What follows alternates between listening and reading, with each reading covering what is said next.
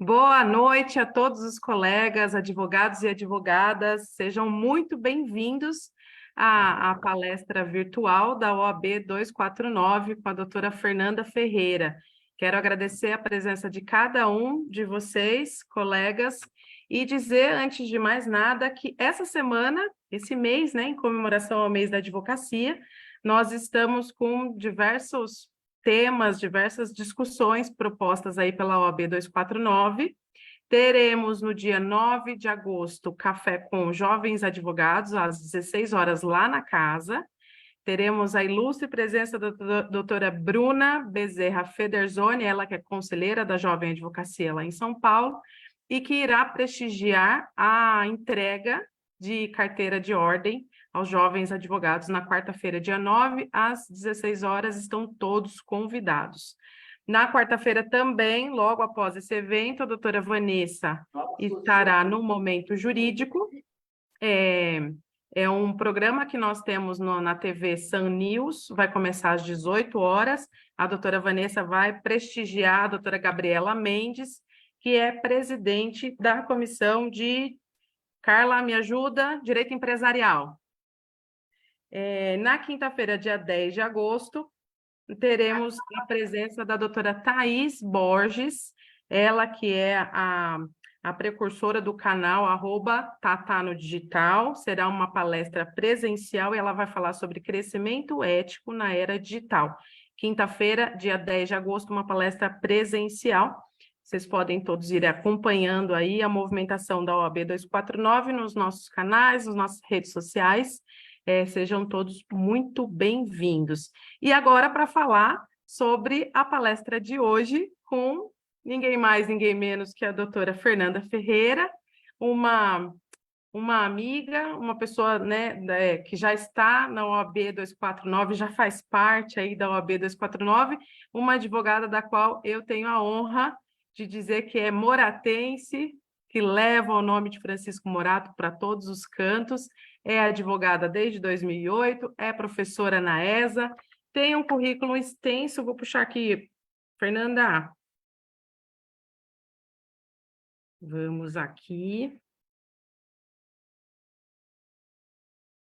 Não carece de apresentação, mas é sempre bom lembrar, né? Fernanda é professora na ESA, São Paulo e Ceará, OAB São Paulo e Ceará, advogada desde 2008, coordenadora estadual da Coordenadoria Temática de Coaching Jurídico da Comissão Especial de Empreendedorismo Legal da Seccional, presidente da Comissão de Coaching Jurídico e Oratória Forense da subseção de Francisco Morato, na atual gestão e na gestão passada, foi presidente também da Cultura e Eventos da subseção de Francisco Morato na gestão passada, é mentora dos programas Jornada da Advocacia, Trilha da Advocacia, Advocacia Autoral, Advocacia Magnética, Jornada do Emprego, Autoliderança na Advocacia, Antissabotagem na Advocacia. E hoje traz o tema Autossabotagem na Advocacia. Fernanda, a palavra está com você, seja muito bem-vinda. É uma honra abrir uma palestra sua, uma pessoa, uma advogada que eu admiro muito, que eu acompanho, que é, para mim, uma inspiração. Seja muito bem-vinda, querida. Muito obrigada. Agradeço a todos da diretoria da OAB de Francisco Morato, na pessoa da doutora Mônica Popac. Muito obrigada pela disponibilidade e pela entrega. É sempre muito bom estar aqui com vocês. Estou na minha casa, né? Então, fico muito literalmente. Fico muito feliz e muito envaidecida de estar aqui hoje, abrindo a semana jurídica, o mês jurídico dentro da OAB, nesse mês, né, que é o nosso mês, o mês do advogado, o mês da advogada. Fico muito feliz e muito envaidecida de estar com essa possibilidade. Bom, sem mais delongas, e agradecendo sempre a todos vocês que participam, que se disponibilizam a estar aqui entregando o seu tempo mais, o seu bem, né, mais ativo, o seu ativo mais precioso, que é o seu tempo. Sem mais delongas, eu vou começar falando que a autossabotagem, ela não acaba, ela não vai acabar. Então, se em algum local, se em algum lugar você vê alguém falando assim, olha, vem em mim que você vai acabar com a sua autossabotagem, Foge desse, porque é o canto da sereia. Fernanda, mas como assim? Você tem um programa anti-sabotagem. E esse programa não é um anti-sabotagem? Pois bem, a autossabotagem, ela é algo que nasce para nos proteger. E ao longo do tempo, ao longo da nossa vida, ela vai se melhorando, se aperfeiçoando, ganhando novas roupagens, novas nuances. Quando a gente menos espera, a pergunta certa a se fazer é: como, Fernanda, você está se auto-sabotando?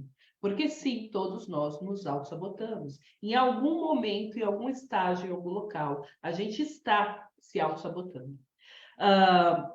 Então, parece contraditório quando eu vendo, e a palavra é essa, né? Um programa de antissabotagem, e eu venho aqui falar sobre a autossabotagem, o que é e como funciona. Parece contraditório, mas na verdade não é. Por quê? A partir do momento em que você conhece a autossabotagem e você entende que ela faz parte de você, agora sim você consegue integrar a sua sombra, a sua luz. Agora sim você consegue se tornar uma pessoa inteira, uma pessoa completa, uma pessoa repleta de si, uma pessoa que consegue sustentar, sabe?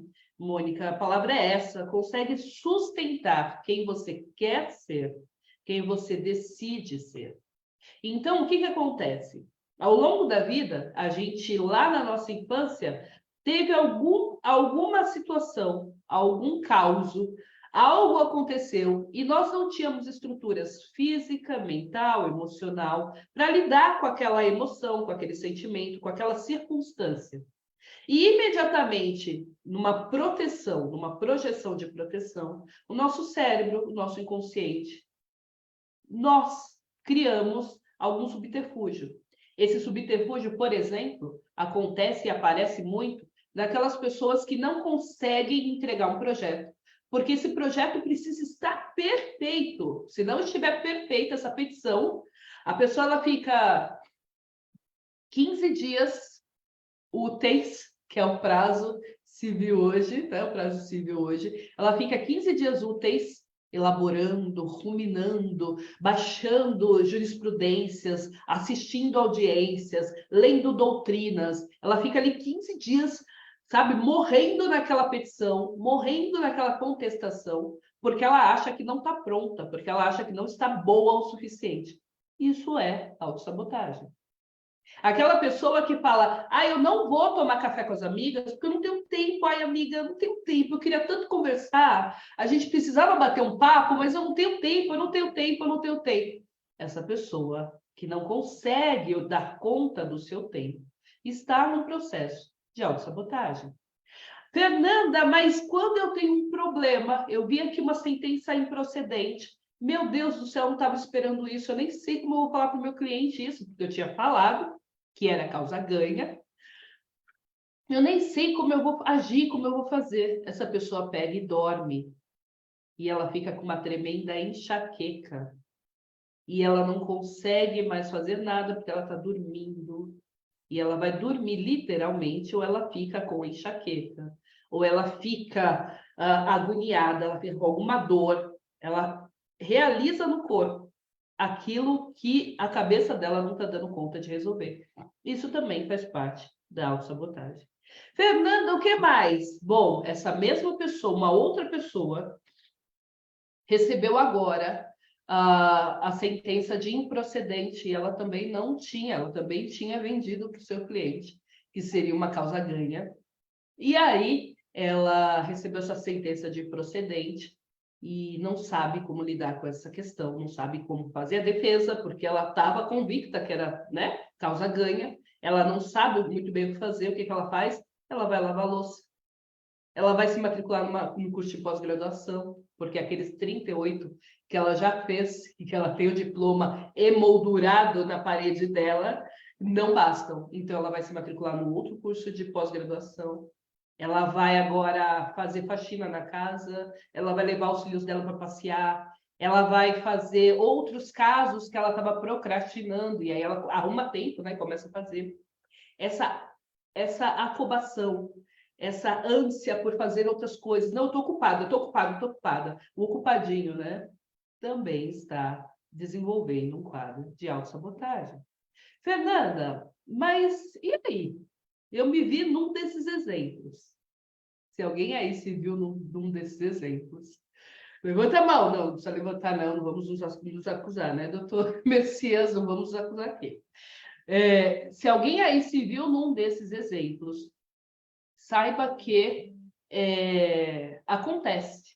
Todos nós estamos nos auto-sabotando. A questão é como, sabendo que eu estou me auto-sabotando e que não, a gente não acaba com a auto-sabotagem.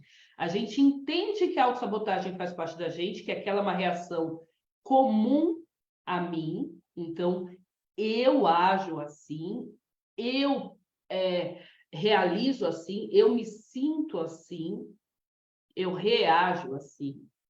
O que eu faço, então, a partir de agora? O que eu faço, afinal de contas, para resolver essa questão, para sair desse processo de autossabotagem? Uma vez que eu não vou acabar, mas eu preciso ser funcional, eu preciso fazer minha vida andar para frente. Como é que eu faço, então? É simples. Você acolhe o que está te incomodando, entende por que aquilo está te incomodando e decide deliberadamente mover-se para fazer o que precisa ser feito. Nossa, aí a pessoa fala assim, então eu vim aqui na palestra para isso, para entender isso? Acabou a palestra, obrigada, OAB, tchau. Então, né, se fosse tão fácil, entende? Eu estaria vendendo aí de potinho, né? Mas não é. O que a gente precisa entender essa é a fórmula. Acolhe, reconhece que essa dor é sua, reconhece que esse é o seu processo de reação, que esse é o seu processo de ativação, de realização, de ação mesmo, de entrar em movimento. Reconhece isso e, a partir desse reconhecimento, você dá um passo na direção contrária da sua autossabotagem. Esse passo, ele é no sentido de, se eu estou na minha 38ª pós-graduação, só por hoje eu vou abrir os cadernos lindos, floridos, bem desenhados, bem escritos, que eu tenho das 38 pós-graduações que eu fiz. Eu vou abrir esse caderno e eu vou ler. Só por hoje eu vou ler esse conteúdo e eu vou ver o que cabe desse conteúdo que eu já tenho, ou seja, do que eu já sei, para esse caso concreto. Você vai sair do seu modo automático de agir, do seu modo automático de ser, e vai começar a entrar em movimento. Entrar em movimento como? Eu costumo falar assim. Eu não, né? A maioria das pessoas que estão trabalhando com desenvolvimento humano, elas perceberam que a gente está vivendo uma era de quintas séries. Nós estamos na pré-adolescência e não estamos conseguindo sair dela. Seja na interpretação do que é dito, seja no nosso comportamento diário, seja nossos projetos de vida. A gente cria ali no Ficar Milionário. Abrir o Instagram, agora eu Ficar Milionária, né? Nessas projeções que a gente faz, enfim. Então, a gente vai começar a trabalhar o nosso ser adulto. A gente vai começar a trabalhar o nosso amadurecimento. Como eu faço agora, doutora Vera, para ser madura, para ser uma mulher dentro desse corpo que eu tenho, para ser uma mulher dentro dessa profissão que eu escolhi? Uma mulher inteira adulta, que faz coisas de adulta, que pensa como adulta, que se comporta e age como adulta. Percebe? Percebe que há uma diferença? E aqui é o segredo.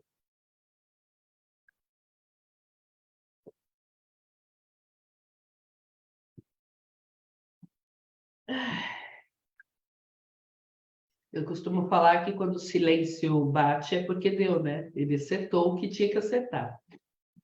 Então, assim, quando você percebe exatamente qual é a sua função na sua vida, e aqui a gente tem que entrar para conversar sobre o viés inconsciente.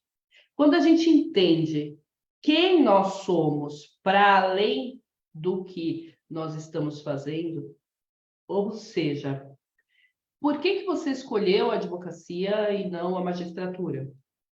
Por que você escolheu esse marido X, essa esposa Y, e não o outro, e não a outra? Por que você escolheu aceitar esse cliente e não o outro? Quando você entende efetivamente quem você é no movimento da sua vida, e eu gosto de falar muito essa frase, né? Você entrar no movimento da sua vida.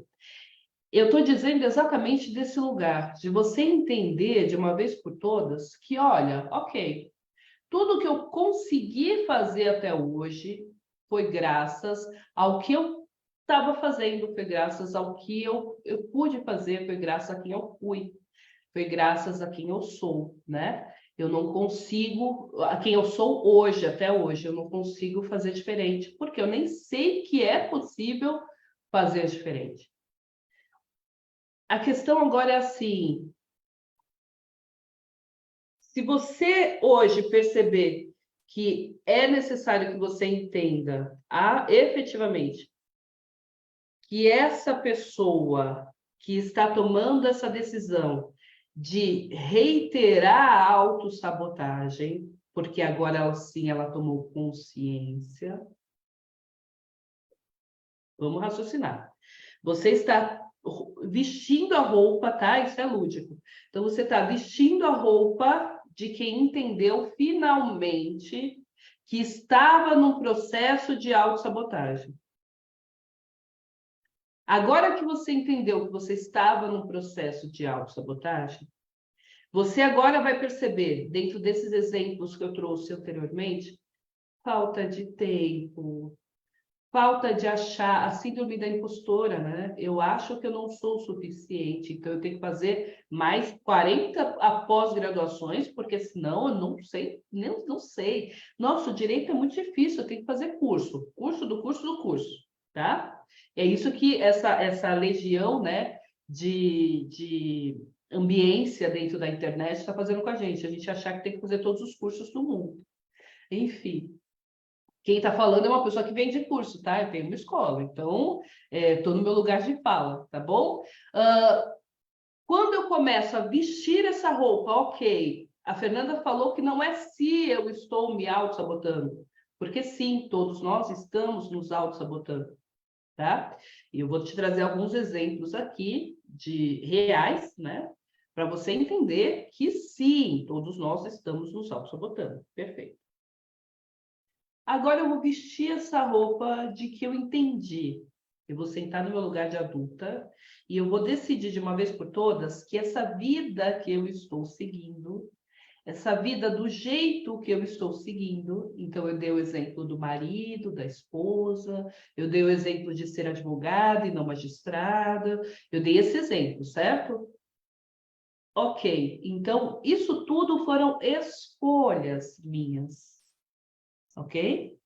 Mas essas escolhas, elas não são gratuitas.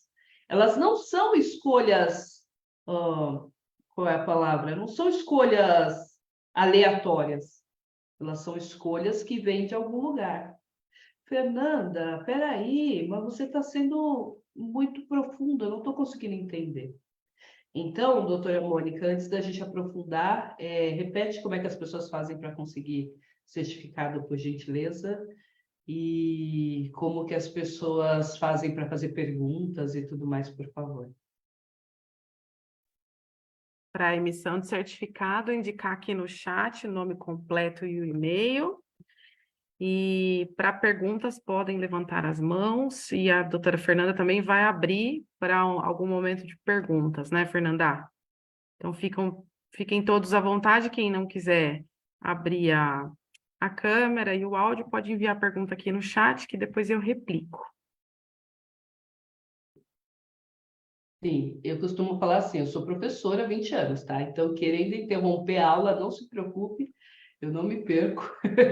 Eu termino o raciocínio, mas eu já respondo, então não precisa ficar acanhado, não. Perguntou no chat, ou pergunta no Facebook também, né? Pode fazer a pergunta aqui no comentário do Face, que também a gente vai respondendo, tá bom? Então vamos lá. Fernanda, a questão da autossabotagem é da série Acontece Todo Dia, né? Como? A questão da autossabotagem, a hora que você iniciou a palestra, já me veio, né, da série Acontece Todo Dia. É, todo dia. Não adianta você falar assim, ah, não, hoje eu não me auto-sabotei. Se auto-sabotou, sim. Porque, sim, todos nós temos um limite. E esse limite, a gente vai começar a desvendar hoje, mas é um limite, entende? É um limite que todos nós temos e que a gente não percebe que estamos agindo e imbuídos nesse limite, mas nós estamos seguindo por ele. Então, a partir de agora, a gente vai começar a desmistificar, tá bom? Tudo bem, doutor Eduardo? Então, bora lá. Eu vou compartilhar aqui com vocês, tá? Bom, eu tinha falado assim, você escolheu o marido, você escolheu o trabalho. Eu vou falar uma coisa aqui que precisa de muita interpretação, tá? Você escolheu também seu faturamento. Sim, a gente escolhe o nosso faturamento. Quando a gente chega em agosto, e não duvide, doutora Mônica, tem um monte de advogado por aí que ainda não planejou o ano de 2023. E aí, quando a gente chega em agosto, e a pessoa não sabe quanto faturou, hoje é dia 7, a pessoa não sabe quanto faturou em julho, ela está num processo de autossabotagem relacionado a financeiro. Então, ela está determinando que ela quer ganhar menos do que ela pode. Por quê? Se eu não sei quanto eu estou ganhando e eu estou com as contas pagas, logo eu estou ganhando o suficiente. Qual é a intenção do meu cérebro trabalhar para ganhar mais, se isso que eu estou ganhando não está me fazendo mal? Eu estou pagando conta. Qual é a dificuldade que eu tenho de fazer minha vida andar, se na verdade eu estou aqui desenvolvendo, tá bom, minhas contas estão pagas. Então, como que a gente faz para lidar com isso? O doutor Messias está falando aqui, como não se auto-sabotar na lida forense? Cada caso concreto, doutor Messias, vai ter uma repercussão. E eu vou começar a falar agora do que faz a gente ser autossabotadores durante uma vida inteira, ao longo de uma vida inteira, e aí a gente vai responder essa pergunta sua aqui nessas questões que a gente vai trabalhar, tá bom? Obrigada, ótimo exemplo financeiro ele falou, muito obrigada. Então, bora lá.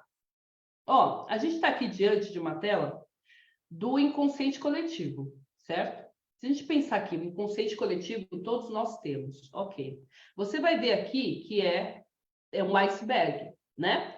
Então, tem um iceberg aqui. O iceberg, o que que é? Aquela pontinha que a gente está vendo não é nada, absolutamente nada perto do que está para baixo, né? E essa pontinha aqui, ela só existe porque ela começou lá embaixo.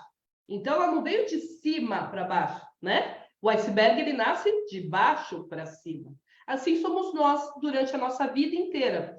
Durante a nossa vida inteira, nós fomos aquele pequenininho que fomos crescendo, crescendo, crescendo, até que a gente chegou neste ponto em que nós estamos hoje, tá? Então, a gente vai começar bem devagar. Calma que não vai ficar até meia-noite, mas a gente vai começar bem devagar, para dentro do que cabe a gente fazer um aprofundamento. Você, quando estava lá na sua família, o seu pai determinou que você tinha que tirar nota alta. Se você não tirasse nota alta, você não era nada dentro daquela casa. Você é um zero à esquerda, porque o que te referenda de você ser uma pessoa boa para ser amada... Gente, eu estou falando com adultos, então eu estou usando a linguagem adulta, tá bom? Mas lembra aí o que sua mãe e seu pai te falava, que fizeram com que você acreditasse que você não era nada, se você não provasse que você tinha que ser, tá bom? Então, resgata aí essas palavras. O seu pai e sua mãe falavam assim, olha, tirei 9, mãe, mas por que não tirou 10? Se tem gente que tira 10, você tem que tirar 10 também. Mãe, hoje eu fiquei de castigo na escola. Mas por quê? Você é um imprestável, você não serve para nada? Como assim? E aqui a gente começa já a responder algumas das questões. Quais eram os estímulos que você recebia para ousar pensar em fazer uma ação na qual o polo ativo da ação é um cachorro? Quais eram os estímulos que você tinha lá na sua infância, para você ousar? Nenhum. Então, doutor Messias, já começando a responder a pergunta, quando você recebe no seu escritório um case, um caso real, de um fato real, e nesse caso real, a pessoa vem e te fala assim, olha, o meu cachorro está em sofrimento porque aconteceu isso, isso e isso. Você não consegue mensurar que o seu cachorro pode estar em sofrimento, ou seja, você não mensura que o seu cachorro pode ser um ser, pode ter personalidade, né? Se é esse o termo que a gente vai usar ou não, você não consegue aceitar. Você fala, ó, desculpa, minha amiga, mas o direito só abarca adultos, pessoas, né? Só abarca pessoas, a pessoa humana. Então, sinto muito, não vou poder te ajudar.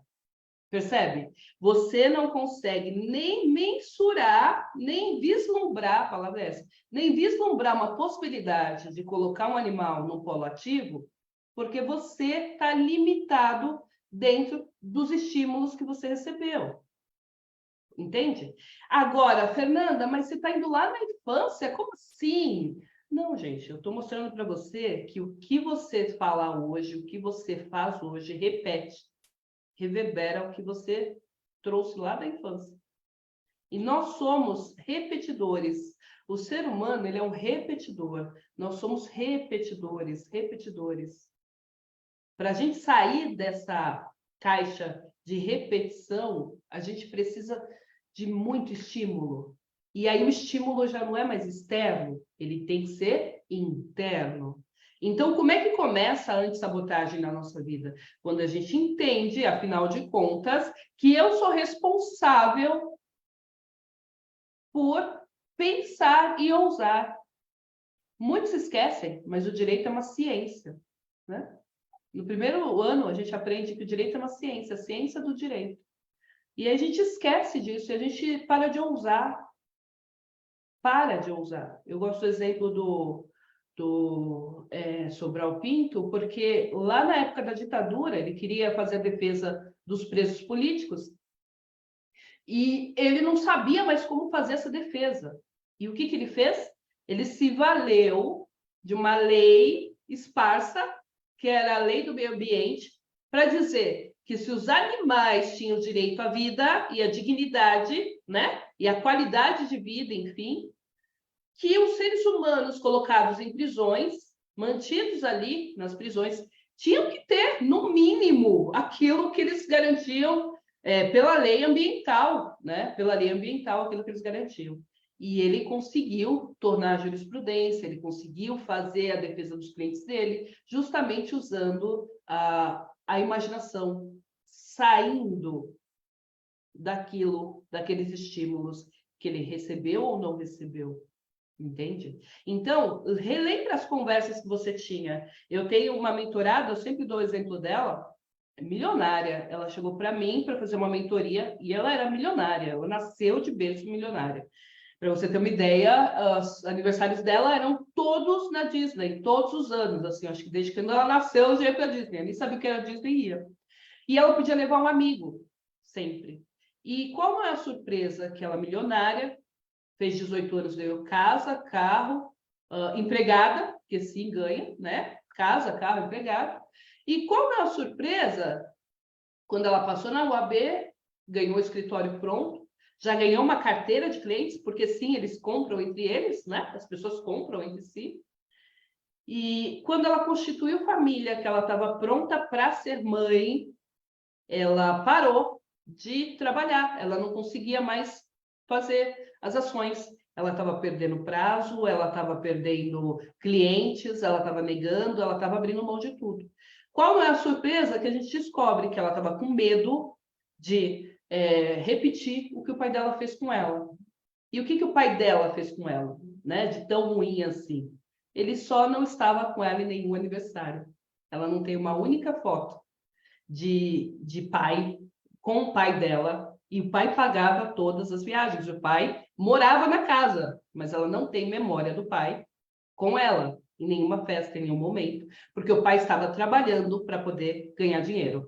Qual que é a associação, Fernanda? Se eu ganhar dinheiro, eu largo minha família. para ganhar dinheiro, eu preciso largar minha família, eu preciso abandonar meus filhos. E como é que você faz para entender que você não é ele? Né? Porque nós somos animais de repetição. Como é que você faz para entender que você não é ele? É conversando, é entendendo, é olhando para você. É por isso que eu falo, olha para você. Olha para você. Entende? Respeita quem você foi até hoje, porque foi quem você conseguiu, né? E a gente está aqui na família. Imagina só dentro do sistema escolar. Eu dei o exemplo do polo ativo, mas se você pegar a ideia do sistema escolar da maneira como ele foi feito, ele foi construído e desde a época, né, lá da militarização, desde a época como é que é o nome? Industrial, da Revolução Industrial, desde aquela época, como que são as escolas? Tudo evoluiu, tudo mudou. Mas você entra numa escola qualquer, qual que é a roupagem da escola? Né? Geralmente são salas, todas carteiras um atrás do outro, e não muda muito disso. Uma ou outra escola ela vem inovando agora, né, com o tal da educação do construtivismo, ela vem querendo inovar, mas todos os alunos andam uniformizados, todas as pessoas elas são educadas para serem empregados, para trabalhar em fábricas, para trabalhar em empresas, e assim a gente vai se perfazendo na vida. Então, o que você precisa aprender hoje? Que é essa palavra, né? Aprender. Primeiro, você precisa desaprender que errar é feio. Não, errar não é feio. Só erra quem está tentando. Se você errou, é porque você tentou. Aí, Fernanda, você fala isso porque você não foi você que errou esse erro. Gente, é lógico que errar vai dar vergonha, errar vai fazer a gente julgar a nós mesmos, errar vai fazer um monte de coisa. Lógico que vai, a gente não está falando que não. Eu não estou tampando o sol com a peneira, tá? Aqui eu não trabalho na gratiluz, no gratidão, amor, que lindo, sol é belo, pensa positivo que vem de mim, né? Não, eu não trabalho assim, eu trabalho com a realidade. Porém, enquanto você não entender que só erra quem faz, mudar a perspectiva. Não é para você casar com o erro, não é para você tolerar o erro. Ai, tá bom, eu estou errando porque só erra quem faz, então eu vou errar um atrás do outro. Não, não, você não vai fazer isso. Porque lembra que eu falei no início? Nós somos adultos, entendeu? Então, o que acontece a partir de agora? Você começa a olhar para você e entender, afinal de contas, peraí, eu errei, mas eu errei porque eu queria perder? Não. Eu errei porque eu queria, porque eu não diligenciei? Não. Eu errei por quê? Porque eu estava tentando e não estava conseguindo. Então, agora sim, você aprende.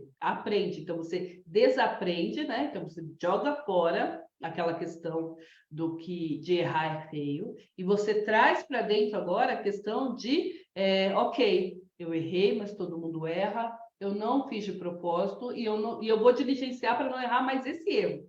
Porque sim, a gente vai errar sempre, a gente sempre erra, tá tudo bem, tá bom? Então, lembra, ousar era ser desajustado. Se você ousasse, né, pensar diferente, conversar com o professor, eu não digo nem retrucar o professor, mas conversar, mas nem esse ato a gente tinha direito, né? Hoje a gente tem, e a gente tem medo do juiz. Então, doutor Messias, respondendo ainda mais, na hora que você tem medo de pedir pela ordem para fazer ali sua sustentação, seu requerimento, você está ali manifestando a sua autossabotagem. Você está ali manifestando a sua dificuldade de entender que você está no seu papel e que o professor ali, né, a imagem do juiz sendo maior, mais alto que você, tem que sair. Então, você tem que aprender que você está no mesmo nível hierárquico que o juiz. Entende? Não há hierarquia entre vocês. Você está no mesmo patamar que ele. Então, aí você ganha confiança para poder fazer a sua sustentação naquele momento. Ok? Perguntas? Tem 2 comentários aqui, deixa eu ver. Doutor Messias está falando, graças a Deus sou milionário, todas as datas estive presente com meus filhos, perfeito. Só perde pênalti quem bate. É isso, só perde pênalti quem bate. Se você não está perdendo pênalti, é porque provavelmente você não está batendo, né? Então aí precisa olhar o que você está fazendo da sua própria vida, né? Mas é isso mesmo. Perguntem, tá? Deixa eu parar aqui.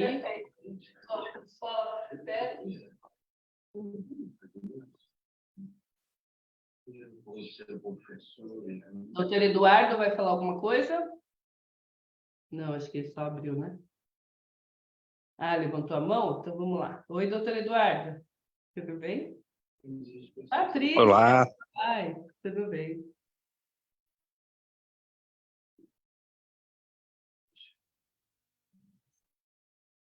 Estou te ouvindo, Eduardo.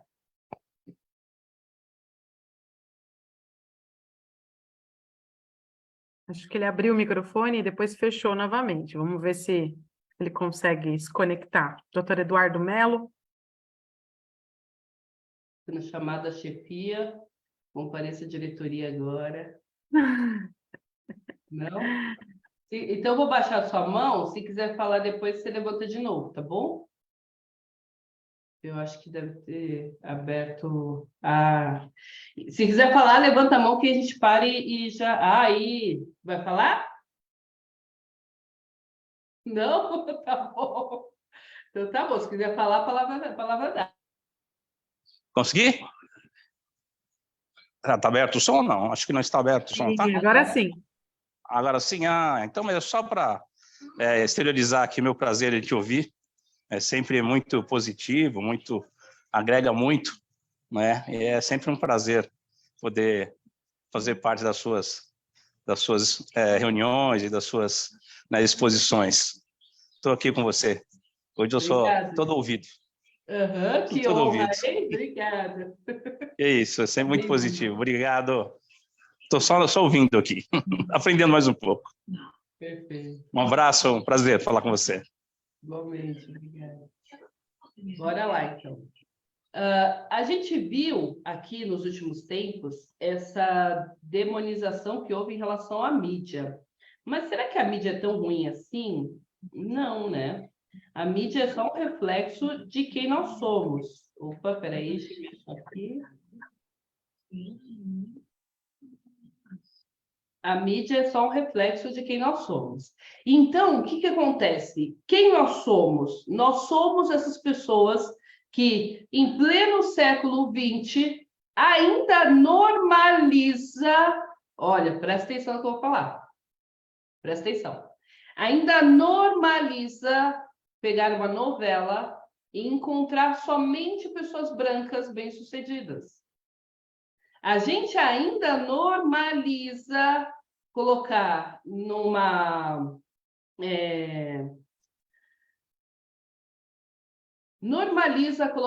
capa de jornal uma pessoa, uma mão negra de uma pessoa negra numa arma, quando a gente vai falar de crime. A gente normaliza essas questões. Fernanda, como assim normaliza? Sim, a mídia é um reflexo daquilo que nós exterioramos no nosso dia a dia. Não é o contrário, Fernanda? Mais ou menos. A mídia, ela não vai fazer nada além com aquela sociedade do que aquela sociedade permite que ela faça.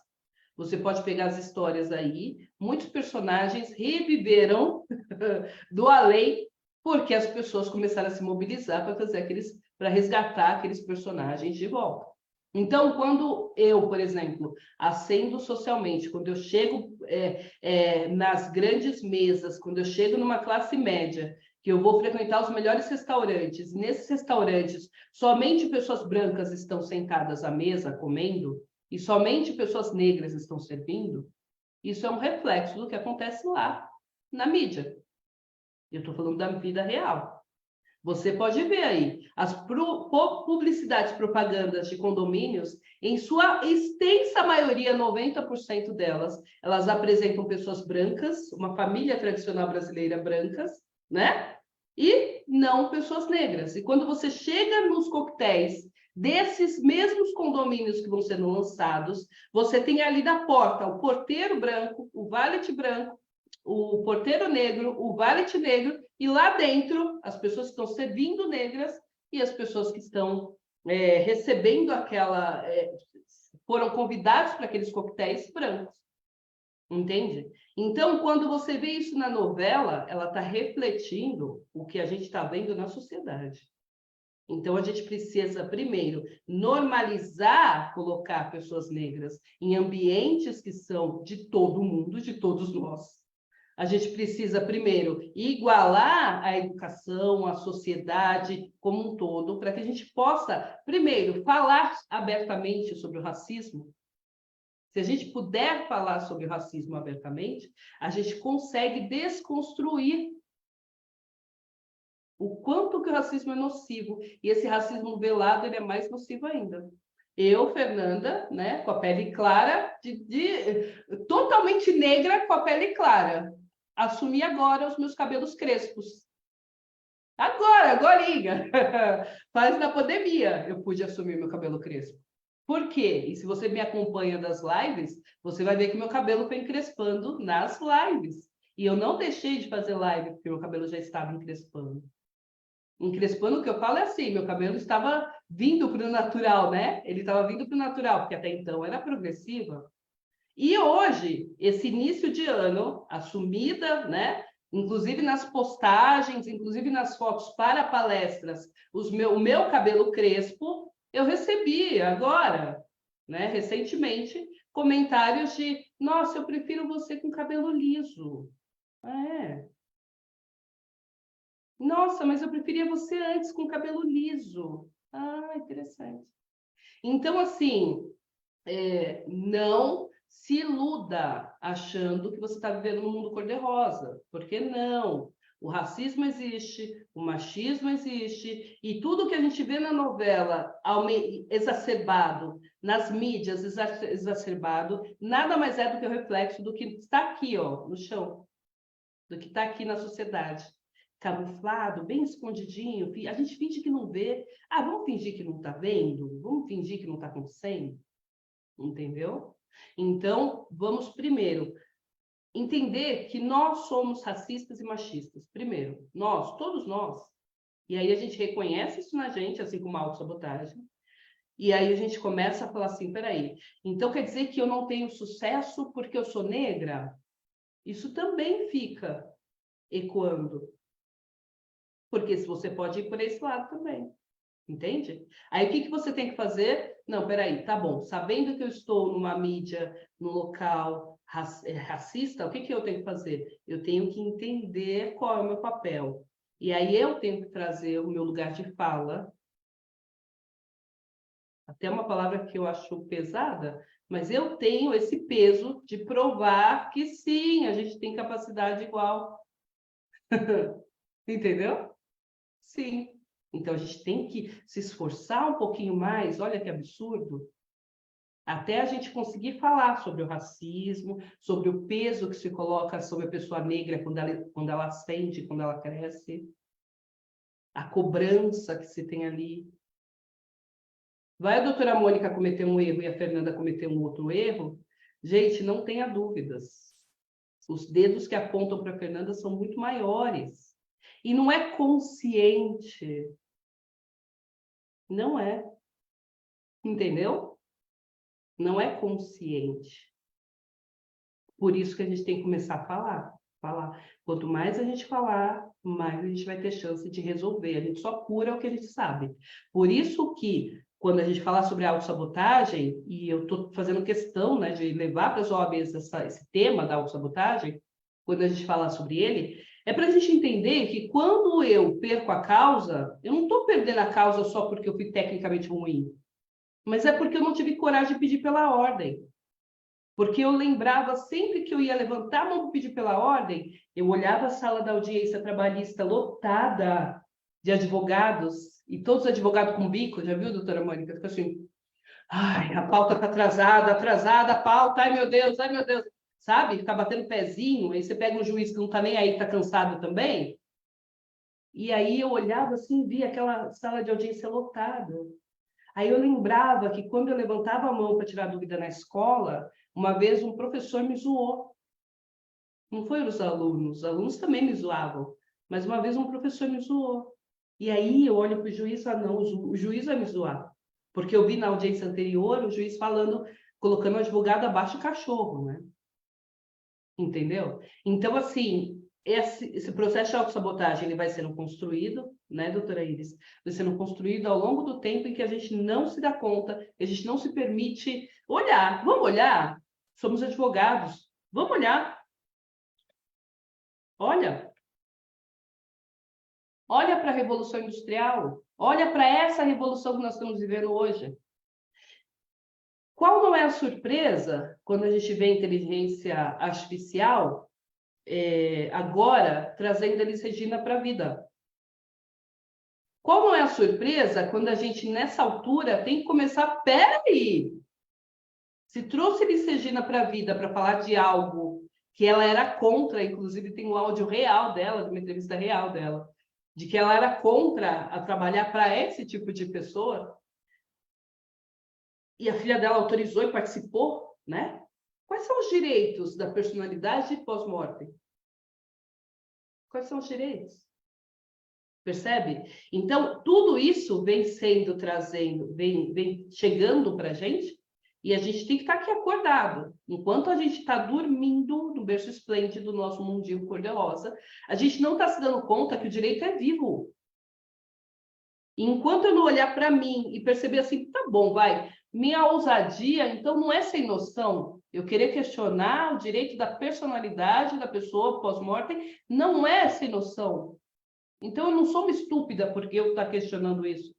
Deixa eu ver, vamos conversar, vamos abrir uma roda de conversa na OAB para a gente conversar sobre isso, com especialistas em direito civil, direito de personalidade. Vamos ver até onde vai a extensão da personalidade da pessoa, o direito à personalidade dela, até onde vai. Vamos abrir uma roda de conversa para falar sobre isso?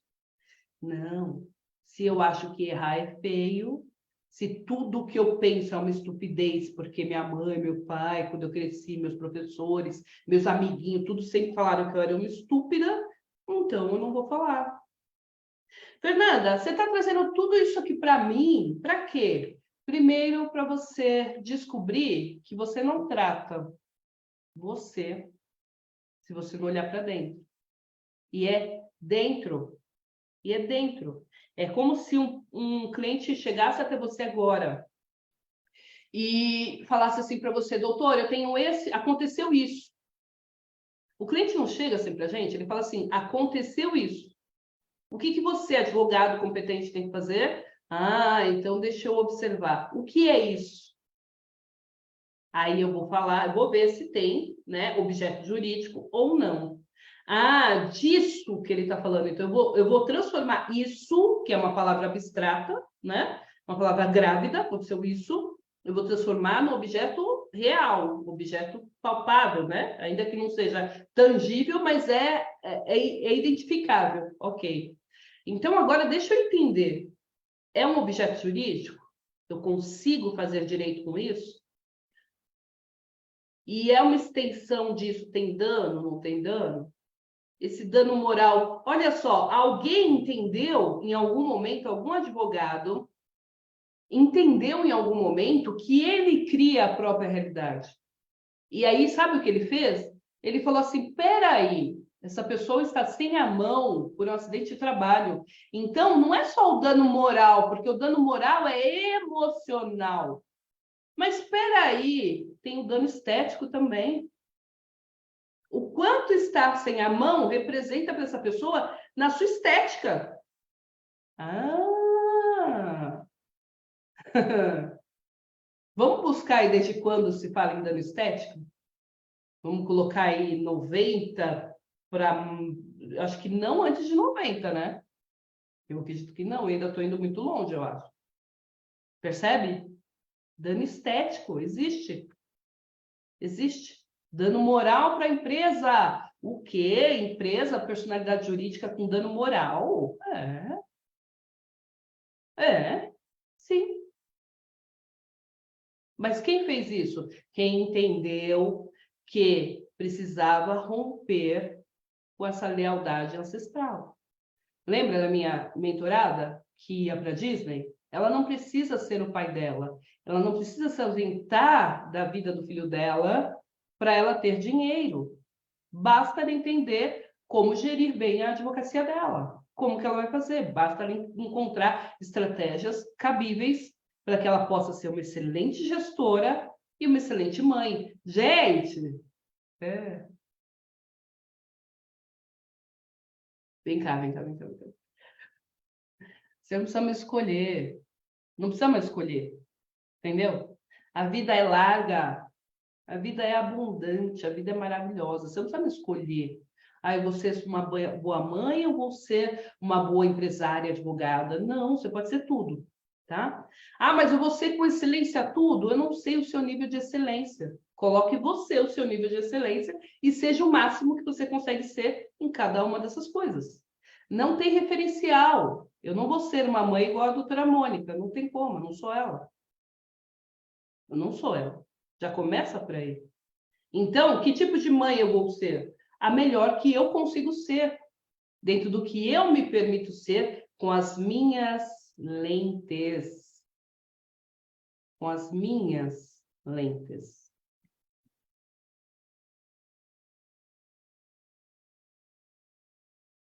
Presta atenção, para a gente ir para os finalmente. Quais são os seus ruídos internos? O que dói em você? A gente veio até agora, né? Quais são as palavras que estão ruminando aí no seu ouvido quando você ouve incompetente, ouve que errou, ouve que o cachorrinho pode ter sim direito de personalidade? O que você ouve aí? Isso são ruídos. Esses ruídos são internos. Que tipo de ruídos são esses que estão ecoando aí na sua cabeça?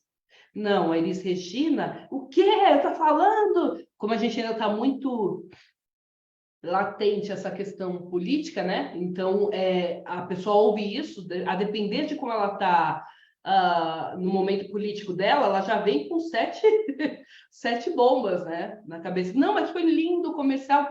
Mas eu não estou falando da questão emocional que o marketing usa esse vale para poder vender. Eu estou falando do direito à personalidade da pessoa que morreu. É isso que eu estou falando. Que era contrário àquele discurso que ela está defendendo ali na imagem, que a inteligência artificial fez ela defender ali na imagem. É sobre isso que a gente está falando. Entendeu? Então, muito cuidado com esses ruídos. O que você está ouvindo aí na sua cabeça? O que você está ouvindo? Esses ruídos que fazem você buscar aprovação, que fazem você querer uma aceitação. Eu conheço gente que você fala assim, ai, faz tal coisa, faço. Tem um Portas dos Fundos, que eu recomendo que você assista, eu não vou saber agora o nome, mas ele não consegue dizer não.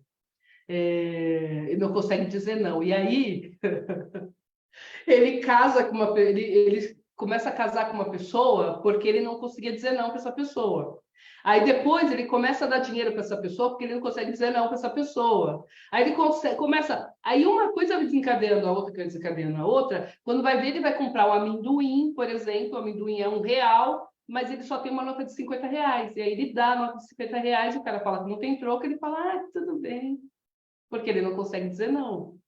É uma sátira. Mas quantas vezes eu vejo pessoas com empregados ruins, colaboradores ruins, porque não consegue dizer não, não consegue demitir. Sócios que roubam, que maltratam, que humilham, porque ela não consegue dizer não. Entende? Em todos os lugares, em todos os locais, esse não dizer não está aí imbuído, e a pessoa está aceitando. Um casamento ruim, amizade, gente, quantas amizades? Você começa a ir naquele lugar e você não quer mais ir naquele lugar, mas a pessoa você não consegue dizer não, e assim por diante. Então, quantas vezes a gente se vê assim, porque não consegue dizer não? É isso. Quantas vezes? A doutora Mônica ia falar alguma coisa, né? Não, estou aqui concordando, Fernanda. As questões que você traz são muito valorosas, eu só tenho a agradecer e dizer que a gente está com a prata da casa e abrimos a semana com chave de ouro, né? Temos aqui Dr. Messias nos prestigiando, Dr. Eduardo Melo, um mestre, ter o Eduardo Melo prestigiando as nossas palestras também é uma grande honra. E é isso, né? Sempre muito bom ouvi-la, viu, Fernanda? Obrigada. A doutora Iris está falando, estamos passando por uma revolução digital e quase ninguém comenta. Essa revolução digital ela ainda vai trazer muitas nuances, porque a gente ainda está no começo. Tem um filme do Sylvester Stallone, e eu não vou lembrar o nome do filme. Você vê que eu não lembro o nome das coisas, mas eu lembro as cenas, né? E aí, olha que interessante, até sexo eles faziam por cápsula. Um entrava na cápsula, outro entrava na cápsula. E, gente, esse filme é de 1980, assim, 90. E a gente olhava aquilo e falava, ah, nunca, nunca. E hoje em dia você vê aí, em países como o Japão, por exemplo, pessoas casando com objetos inanimados, né? Pessoas que estão aí vivendo com objetos inanimados. Então, vive ali com a mulher que é virtual e não sei o quê. Gente, tem esses causos, né, na sociedade. Então, a gente está indo por um lado que a gente ainda não sabe até onde vai. Até onde uma palestra dessa da Fernanda, daqui a pouco você vai assistir essa palestra e vai ter sido a Fernanda mesmo que falou, ou será que através do inteligência artificial não alteraram a fala dela e aí parece que é ela e na verdade não é? Aí a gente vê os golpes que já estão acontecendo, né? De telefonemas, que você recebe telefonemas, atenção, isso está acontecendo, tá? Você recebe telefonema, um número que você não conhece, aí você atende, a pessoa fala, qual o seu nome, por favor? Aí você vai lá e fala seu nome, né, na ingenuidade, no trabalho, e a pessoa registra o seu nome, seu timbre de voz, e depois ela começa a fazer ligações em seu nome mesmo, mandar áudios em seu nome através da inteligência artificial. Então, assim, tem muitas nuances que a gente vai ter que errar e aprender, errar e aprender, errar e aprender, enfim. O que eu quero trazer de mensagem final, assim, relacionada a essa palestra? Não esqueça de respeitar quem você é. Respeita a sua história, respeita quem você conseguiu ser até hoje, porque foi o melhor que você conseguiu ser até hoje. Significa que é o melhor para o mundo? Eu não sei, mas foi o seu melhor, aquilo que você conseguia ser.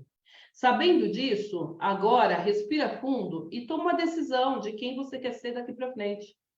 Entendendo que esses vieses, por que eu trago essa consciência relacionada aos vieses, né? Porque você precisa entender que a sua voz hoje, o que sai da sua boca hoje, o que sai das suas atitudes hoje, não são necessariamente algo que está relacionado a você. Não é necessariamente algo que você quer conscientemente. Quando você não fala com o juiz porque você viu ele dando bronca no outro advogado, não significa que ele vai dar bronca em você.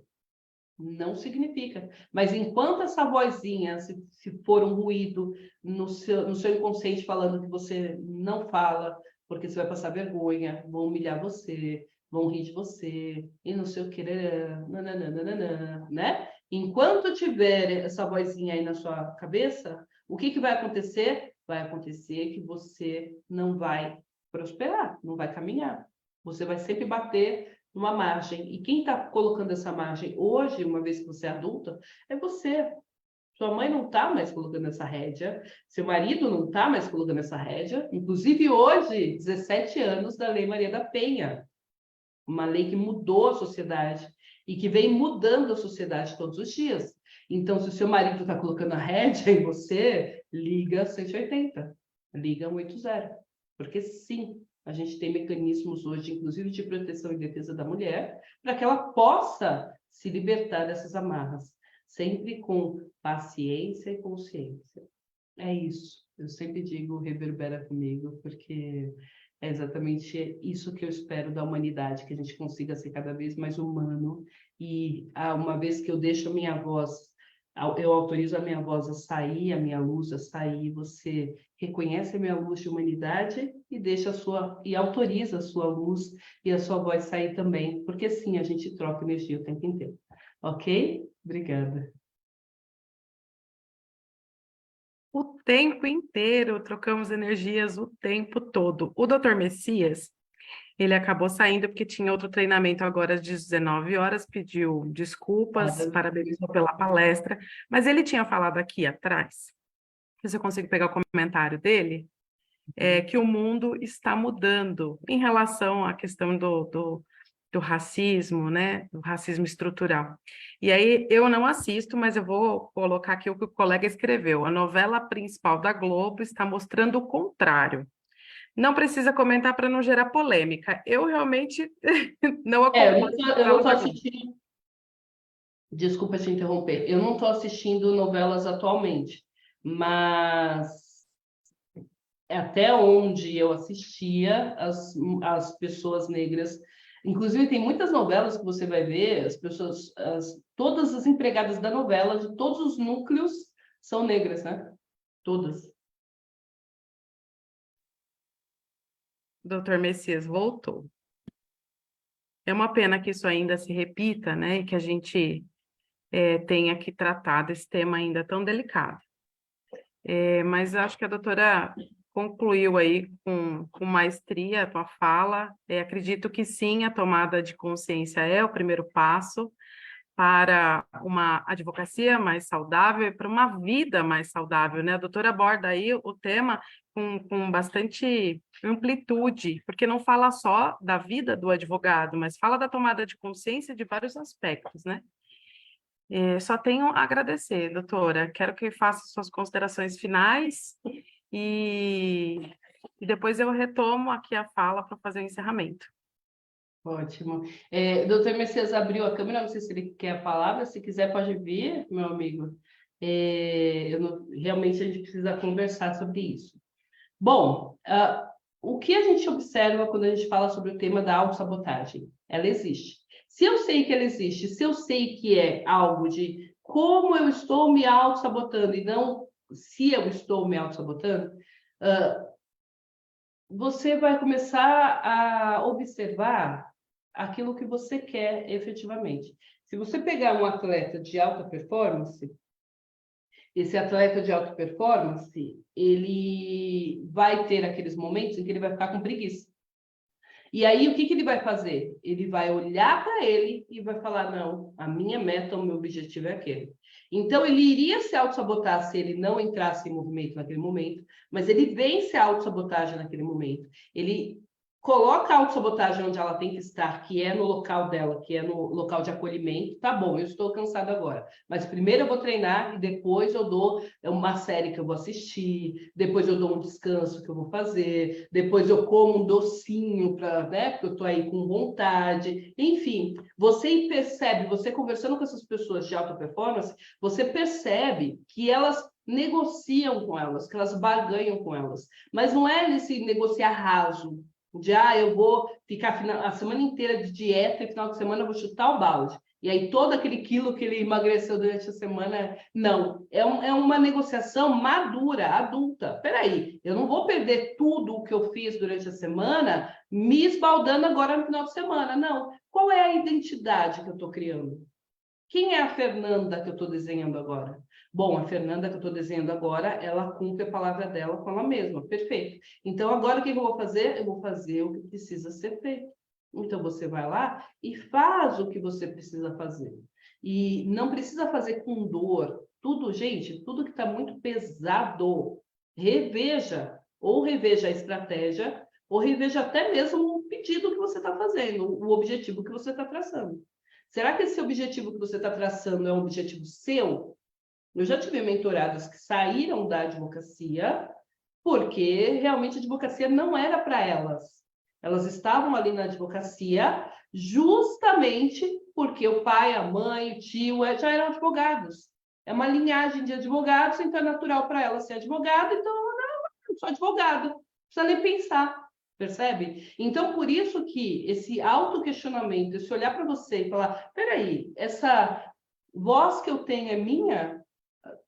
Como a gente dá aula de oratória, às vezes a pessoa se surpreende quando a gente grava a voz dela, porque ela nem reconhece, ela fala, o quê? Sou eu ali?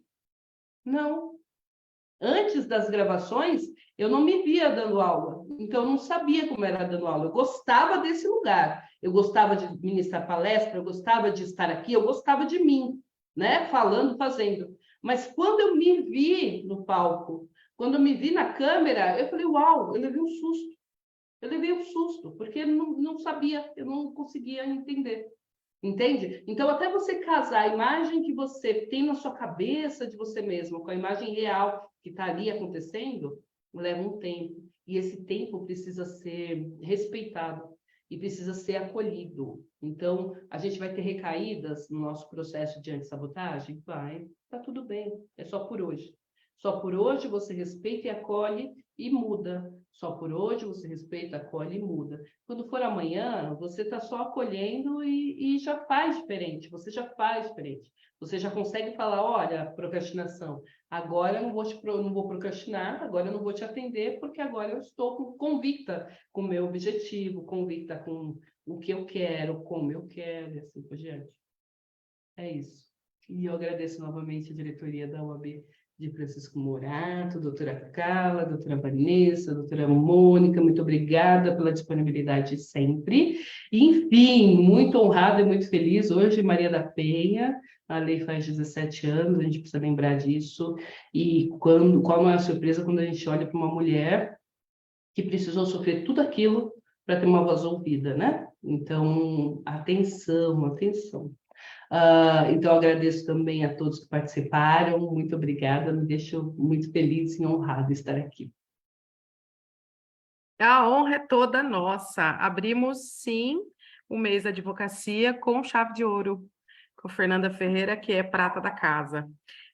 Obrigada pela sua entrega tão valiosa, Fernanda. Obrigada pela participação, pela disponibilidade de sempre, né? E convido a todos para a agenda do mês da advocacia. Eu já disse no começo, né? Falei das palestras dessa semana, do encontro com a Jovem Advocacia na quarta-feira, e quero lembrá-los também da Noite da Pizza. Nós teremos aqui um encontro da advocacia no dia 25 de agosto, vai começar às 19h30.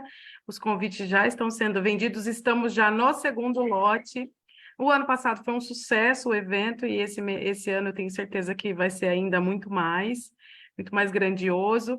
Temos aqui a doutora Carla, que é a tesoureira da OAB, ela já balançou a cabeça, vendam convites. Muito obrigada, Fernanda, muito obrigada aos presentes. Quero agradecer demais ao OAB 249 por abrir esses espaços e dar esses lugares de fala para os advogados, para toda a advocacia, e trazer a Fernanda Ferreira aqui para a subseção, ainda que seja de casa, né, Fernanda?